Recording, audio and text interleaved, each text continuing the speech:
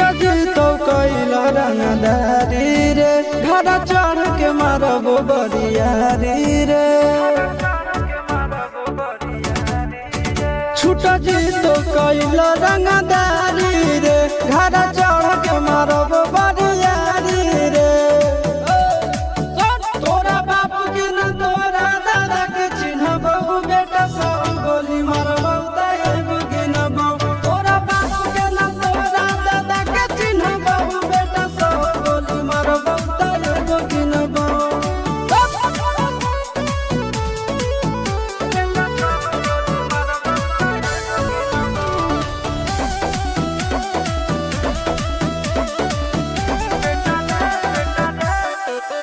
बेटा रे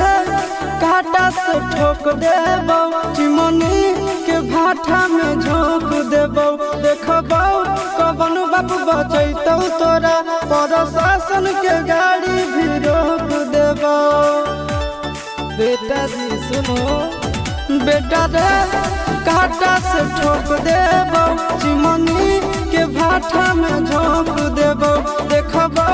कवन बाप बचैतौ तोरा प्रशासन के गाड़ी भी रोक देबो तोरा जैसन के हम खड़े खड़े गिनबो बेटा सब गोली मारबो ताएगो गिनबो तोरा बाप के न तोरा दादा के चिन्हबो बेटा सब गोली मारबो ताएगो गिनबो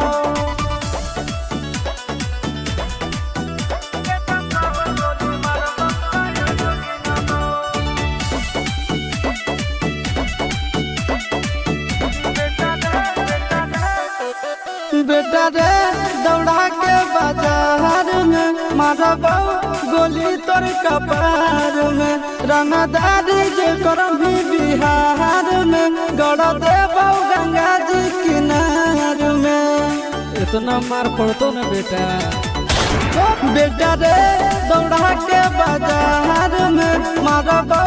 गोली तोर कपार में रंगदारी जे करम भी बिहार में गड़ देबो गंगा जी किनार में कहो चिंटू आशीष के कारण सुनबो बेटा सब गोली मारबो ताएगो गिनबो तोरा बाप के न तोरा दादा के चिन्हबो बेटा सब गोली मारबो ताएगो गिनबो